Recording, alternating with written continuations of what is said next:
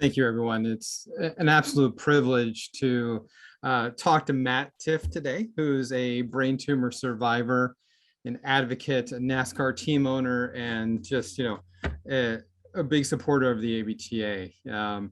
I had no idea back in 2016 that I would have a phone call with Matt that would pretty much change my life and start a journey that, I've been privileged to be a very, very small part of in Matt's life.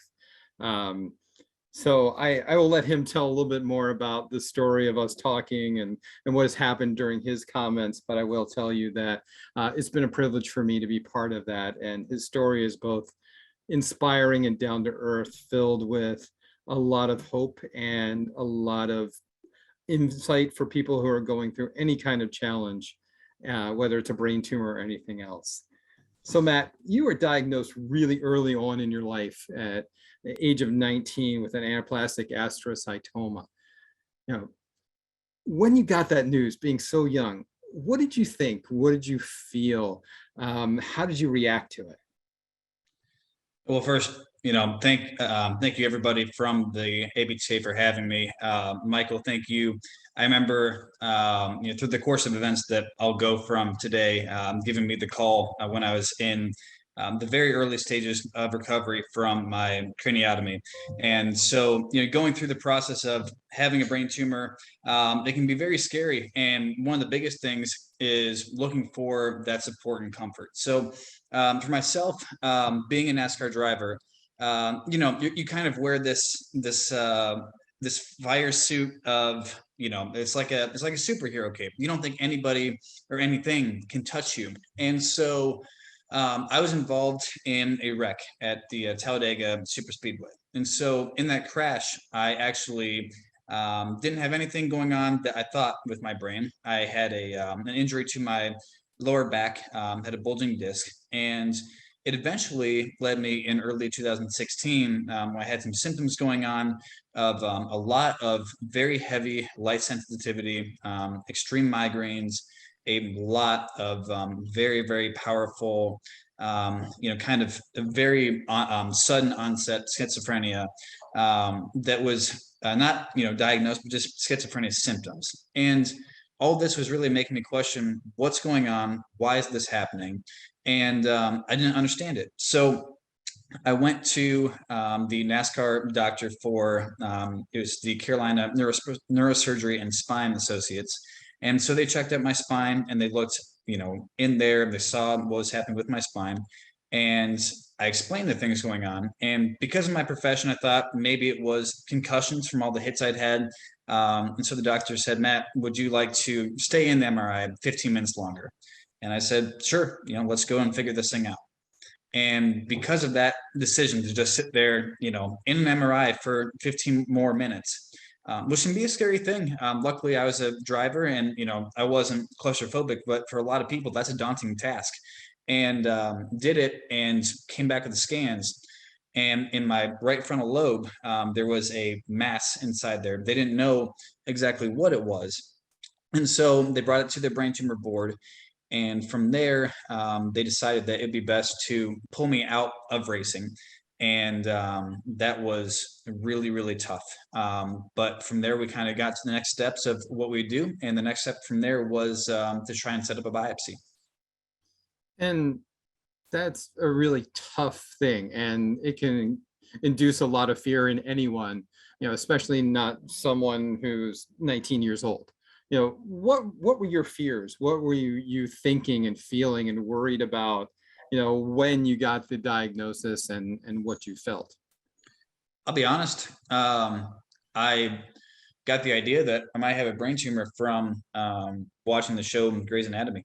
I was watching an episode and that's where it came from. And that's literally where it came from to go ask about it. But you know what, though, that's one of the problems, right? Is that it's not talked about much. So that's where it came from. And thank goodness I saw something of it to ask the question of, was this a concussion or was it something more? And so, being 19, I'm a teenager, right? I just got my first steps into NASCAR. Again, I'm a teenager. I'm in NASCAR. I'm a superhero. whatever, nothing can touch me. So it sucked. I didn't know what was going to happen. I was pissed off. Didn't understand why. I was mad. I was angry. I didn't take it seriously. I didn't get why. And ultimately, I knew I had to go through the steps of trying to fix things. But you know, I didn't know what was going on. I didn't understand what a brain tumor was. And when they came back from the brain tumor board and did the biopsy and confirmed that it was a brain tumor, not just cellular dysplasia, the plan was made. Okay, well, this was in June. I was pulled out of my race car. The race car that I was in had my name on the door and won the race I was supposed to be in. It won the freaking race. And that was so gut wrenching to be on the couch and watch my car that's supposed to be in with, Matt Tifft on the door name in Victory Lane. That was awful. And so I just remember that being like, that should be me, you know? And so they scheduled the surgery, and I said, no, we got to move faster than this. And so I was just impatient, and I just wanted everything done quickly. I didn't care about myself. I didn't care about the mental toll it was going to take, which I'd soon find out later, and that a lot of people don't realize going into this. But in my mode at that time, I was just wanting to get back to what I knew. But that was really about it. And the mental toll is a really big thing. And you probably didn't know about it till later because, your focus being, someone who drives fast. Let's get this done. I want to get back on the track. How did you navigate the emotional impact of your diagnosis? It takes a toll, not only then, but how it's gone throughout the last few years. Yeah, I think that, I have to move forward a step in this, in my story. So, going through the diagnosis to my craniotomy, having the brain tumor removed, there was a moment in there from the diagnosis to the surgery where I put out publicly that I had a brain tumor that was going to be, why I was out of the race car. And there was a very huge step. This is one of the most amazing things. There's a great part in this, and there's a terrible part in this. And one of the best parts in there was I announced to the public that I had a brain tumor. And I thought that I was going to, die. I thought that I was going to be, unable to use my fine motor skills because that was one of the biggest fears in that area, or my tongue, speaking skills, all the risks in that area. So of course I'm going to worst case scenario, and that's a very real thing that does happen. Those are real risks. But my brain tumor was benign.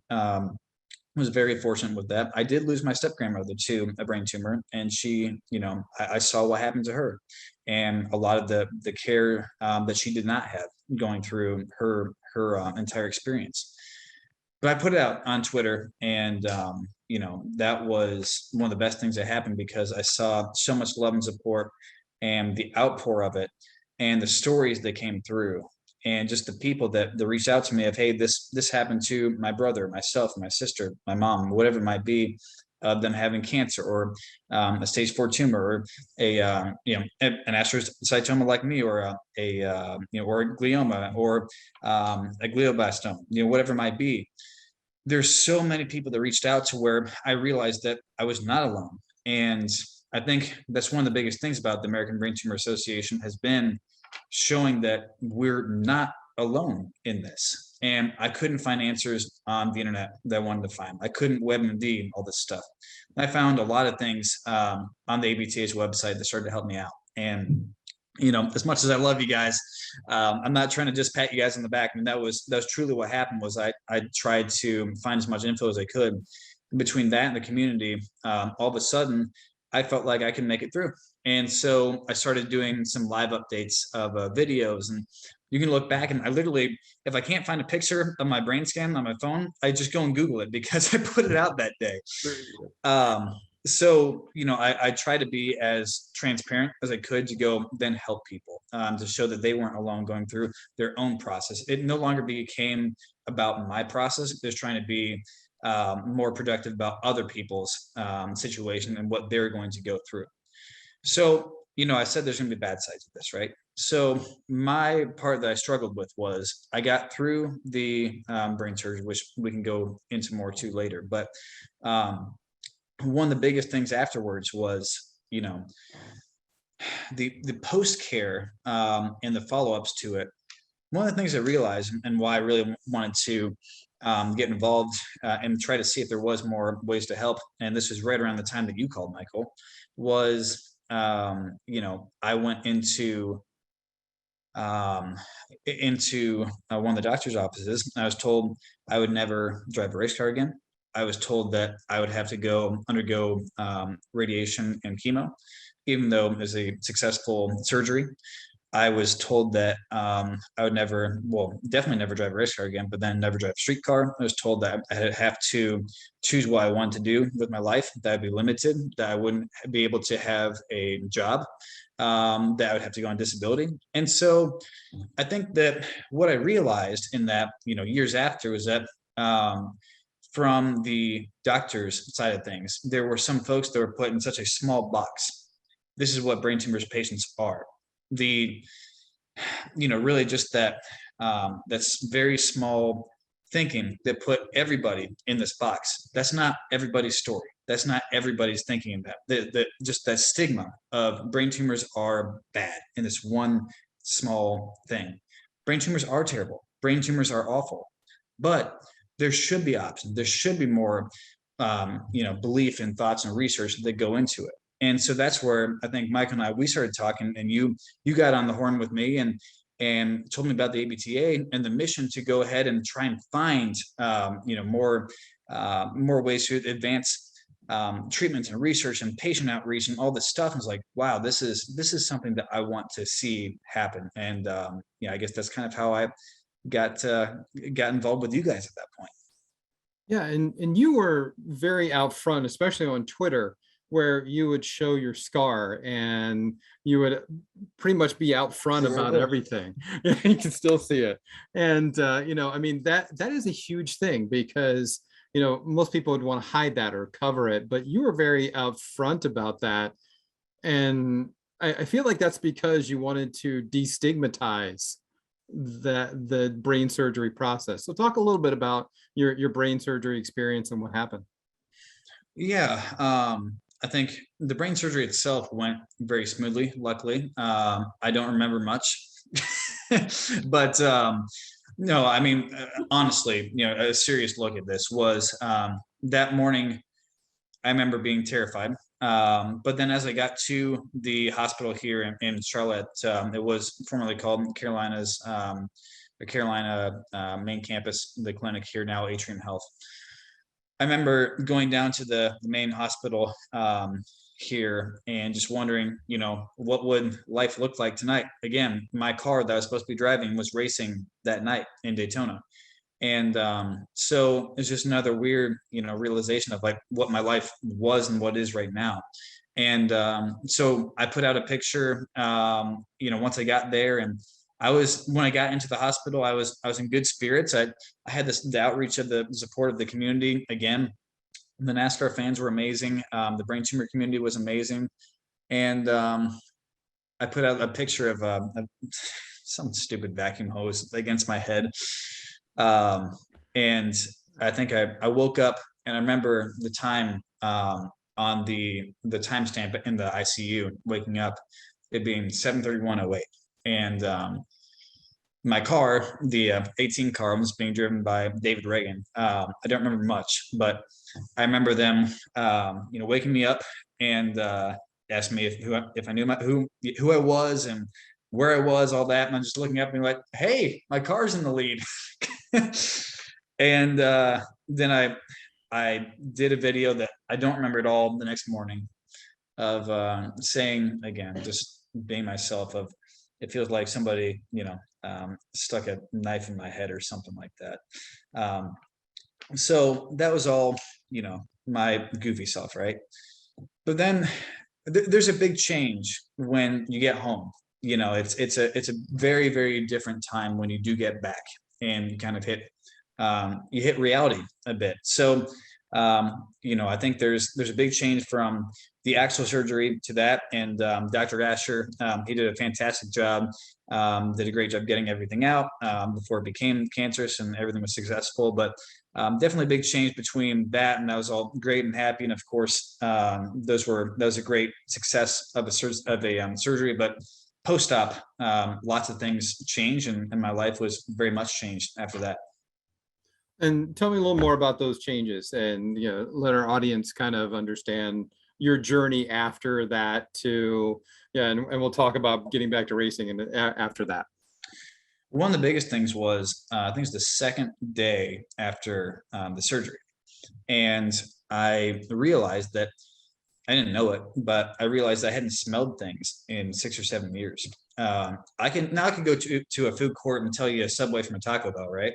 But I realized that my mom, she was wiping down something with pine salt. I was like, what's that smell? And then I opened up the fridge and realized that I could smell things in there, which then I thought back and realized that my college roomies and I probably had some pretty stinky stuff in the old place too. Likely. But I realized that I had lost a lot of sensory things going on there. But one of the craziest things was, as I learned new things every day, there was, in this area, there's pain. So it was almost as if my brain was re-imprinting itself. And one of the craziest things I remember, I know we're on a conference here, but I'm going to bring out my phone as a prop here. And sorry for the background deal here, but I have to use it backwards. So as I bring out, I'll just use my hand. So as I bring out my phone to my head, to the spot here, like when you put two phones together, you hear that feedback noise. I could feel that from here to my brain tumor, just it reverberating. And it'd just be this giant pain, but I could feel it reverberating in there. And so I could feel the electromagnetic field, or whatever that's called. I don't know, just the signal going through my brain into my head like that. I remember the 4th of July. Now, I was still on a lot of anti-seizure medicines. Now, at the time, I did not have epilepsy like I do now, but the seizure medicines and the steroids and things like that, they obviously made me very grumpy, very tired, very swollen, kind of hungover feeling all the time. So that was a big battle, very sleepy, of course, tons of pain. I had a big egghead kind of looking thing. It's hard to go out in public because I just had giant egghead swollen looking thing. So I wore a big hat to cover up everything because I couldn't get sun on that area either because of all the stitches. And so that was something that people don't talk about, right? Is just reality of having stitches from all the way up here, all the way down to your ears, just that entire area could open.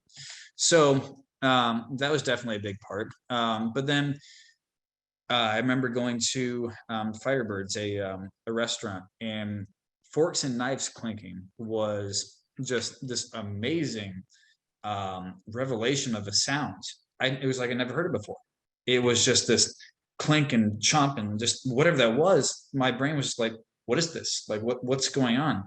I heard a band one place, and it was like this weird, crazy thing. And again, it was just imprinting again into my brain, and it was painful, very, very painful. It was like daggers going in there. But again, it was like my brain was relearning everything for the first time.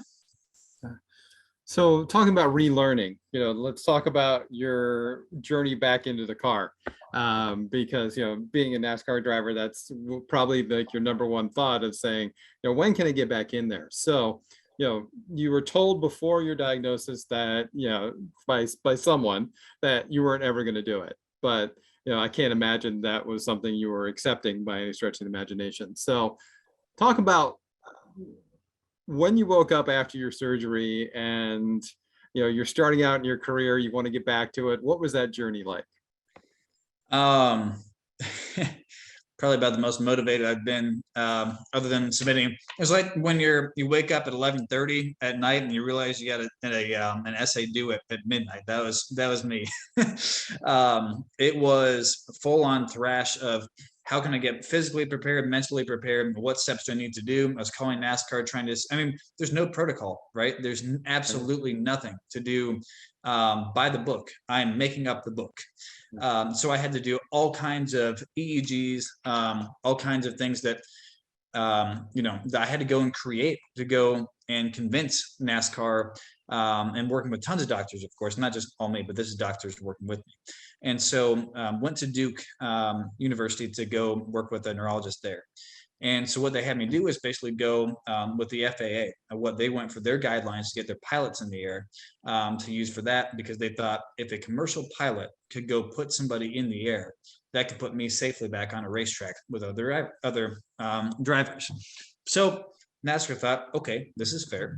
So I did a full neurocognitive exam. So that was pretty intense, but I learned I can't draw at all. And my handwriting is terrible, which that's nothing new. But one of the biggest things was just learning that after the brain tumor and trying to get in the car, of course I wanted to be in there as quickly as I could. But there was, I wanted to be, that was July that, everything happened with the surgery and immediate post-op. I wanted to be back in there in August. My due date in my head was August. Well, that was ridiculous. And I think it's something that I want to tell people here today is it's okay to take a little time. It's okay to try and take your steps that you need to. Rely on your family a little bit, rely on your friends or loved ones, whatever it is. It's a process. Your brain is the most important organ and computer that you have for your entire operating system in your body. It really is an operating system. And I wanted to push it so hard to get back in that race car.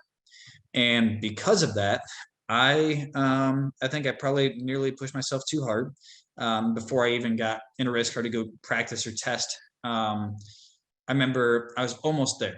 I was almost there mentally, physically in the gym. I still had gained quite a bit of weight because of the steroids. They had given for the swelling. So I couldn't quite fit my fire suit, but that's a different story. But, I had pushed myself so hard. I didn't give myself a chance to rest at all. And because of that, I just did not, I did not give myself the best odds to recover. And I don't know, when you're healing like that and you get that much pain, you're on the verge of having seizures. You're on the verge of having, you can have, there's all kind of risks, right? And so you don't want to put yourself in that position. And I would just say that, it's important to take that time. And I did not do it again, because I was 19 turning 20 then. I was 20 years old. And I was just wanting to get back in the car so badly, because if I could get back in that car, everything would go back to normal. And I don't think I realized that once you have a brain tumor and you have brain surgery, or you just have a brain tumor, things do not go back to normal. You have to realize that your life changes, and that can be for good or bad, right? But it's okay. And it's all right to understand that your life is going to change, but it's just how you go about it. And the mindset that you have is really what's going to change the course of your diagnosis, of your family's experience with it. So if you can take the mindset, then is what I learned later was I wanted to get back in that race car, right? And I learned from that mistake of trying to push so hard to get in that car. It took me back almost 2 months to the end of September when I finally got back in the car. And that was amazing. But it taught me that if I could frame my mindset to be where I wanted to be, actually helping in the cause of this, and understanding that I had to change my entire life, and I had to look and say, I'm not the person I used to be. I have to switch and look at these things. That's when things actually got better, because I had to understand that I wasn't the same Matt that I was. And I've had to do this a few times in my life. That was the first time I really had to do that. And I think that's important thing to drive home for a lot of people, is that it's different, yes, but it's okay. You do have the community here. And you got back to racing about 2.5 months later, which was pretty quick. And your first race was in Chicago. And I remember standing next to your mom, and I don't think either one of us actually were breathing during your whole race. We were so excited you were back, but we wanted you to be able to complete the race and go through and prove to yourself more than anything else that you could do it again. So that was a really huge thing. but most of us are not going to become professional athletes like you are, because if I'm not mistaken, you are the first athlete post a brain tumor diagnosis to go to the highest level of your sport. I don't think there is one, and that is, you know, something that should encourage the whole brain tumor community, that you have the ability to come back. And not all of us are going to drive a race car or play baseball, but I think all of us have dreams that we want to pursue. So, you know, what what advice would you give to someone after brain tumor diagnosis and surgery and recovery, about getting back to doing the things that they truly love and that motivate them? Yeah, no, it's a great point because yes, I was able to do that. But what's left out in this whole recovery story was 2017. This is all 2016.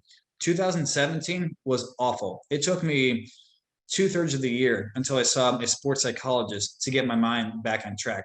I had this whole wave of adrenaline that got me to a good place. And that got me through 2016, got me back to that race in Chicago, a great finish through the end of 2016. And that was fantastic, right? I got back to normalcy in 2017, and my brain was not okay with it. So, um, because the fact that I wasn't sports, and because I'm on the stage that, you know, I'm on under pressure all the time, I crumbled under it in 2017, and I had to go hit that reset point and go see, and get some help and go put my ego down, and say, you know what, I do need help. And so, you know, that was a sports psychiatrist and a sports psychologist that I had to see, and I had a little team that I had to go see there. And so, you know, again, I was a race car driver, but not all of us are, like you said. But you know what? It makes me no different than anybody here. Whether you're going back to being a stay-at-home mom, whether you're going to be a great dad, whether you're going to go be an accountant, a banker, a grocery store, working at the grocery store, a bank clerk, whatever it is, does not matter, right? It's okay to go ask for help. I'm a big mental health advocate. I struggle with anxiety every single day. And I'm okay with saying that because I can go out there and go reach out for help.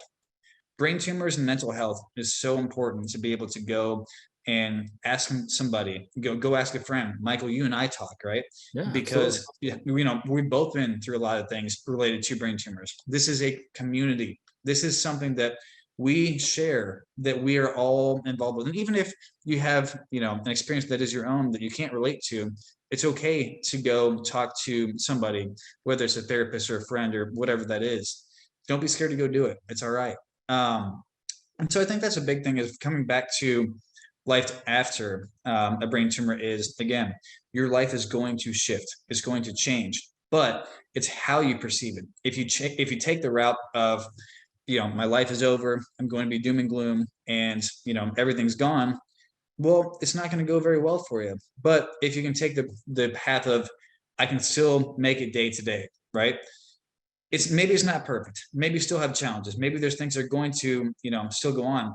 I have friends still to this day that I've talked to that live with brain tumors. I have a great friend of mine, just a few months ago, that passed away from a brain tumor.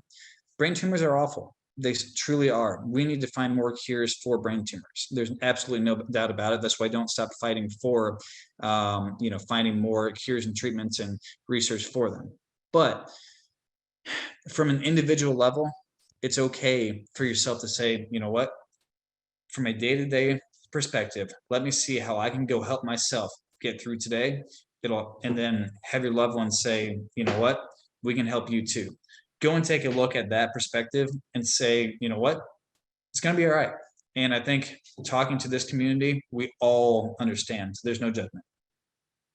So one of the things that I think is a struggle is, how do you balance, getting back to doing what you love with taking care of all of the stuff that you need to do mentally and physically to take care of yourself? How was that struggle for you, Matt? Yeah, I've had to relearn a lot of things, socially, with alcohol. Obviously, that's a big part of, of society, right? So I have to make sure that I don't overdo things now with myself living with epilepsy. So that's one part of it. I think physically, I can't push myself too far because my body can't take it. Mentally, the capacity is not there. The scar tissue reacts in there. So I can't push myself too far with that part of it. And then mentally, I think one of the big things for me is I know if I start to feel a little bit off, I have to go take a nap. That's my big thing is if I can take a nap and reset, it's just like a little, quick little reset button, like on Xbox or something, or a computer, then I'm good to go. But everybody has their thing. And I think that's something that everyone finds is what is their reset button that helps them get through the day. And, that's finding that will help you balance things out a lot. So this leads to the next question is how has your perspective on life changed since your brain tumor? I think it taught me that, well, I'm not a superhero. I'm a human, just like anybody else. But then also the community here with the brain tumor community, the ABTA. I think it's very important to understand that we are in such a niche community, but that's also so large at the same time. It's something that no, we don't have breast cancer awareness month. That's not everybody wears gray, right? But a lot of people wear pink. But guess what? A lot of people that matter still wear gray. And spreading that awareness, spreading the word to people that hey, we're going to go to Congress, or maybe it's a 5K. Maybe it's going to do your own fundraising for your birthday on Facebook, or little things matter, little things help. Sharing a story of I think it was the vice president before, his son had a brain tumor. So there's little things that can be shown and can be done to help raise awareness for brain tumors. So I think that when you look at the community and brain tumors as a whole and how my life has changed with them, I think it's given a bigger holistic approach for what's my life's purpose. Racing ended for me, not because of brain tumors directly, but because of my epilepsy. But my care for the brain tumor community never stopped. In fact, it grew. And I think that helping the people that are listening today, that are also not listening today, being able to incorporate that into my race team, into what I look to do from a minor, part of my day or a larger size of my year, whatever it might be. I think it's something that is so important to me because I know that even if I don't have the daily effects of a brain tumor to me every single day, there's families every day that are affected by it. And I would ask everybody here today to ask yourself, even if I'm not being affected today, what new families are being affected, that maybe there could be funds that are, being that are out there that could be put towards, research and awareness campaigns and things like that for brain tumors, even if it's not for directly the ABTA saying it in context, right? Hey, have you heard about, a brain tumor? Do you know what that's like? Have you heard about this person that's had it? Just bring that up in conversation. I think it can be brought to surface a lot more. And, Michael, you brought this up, taking away that stigma from brain tumors. It's okay to talk about it. It's all right to say, you know what, this is not a death sentence all the time. Sometimes, yes, people do die from brain tumors. That is a fact. We cannot forget about this part, right?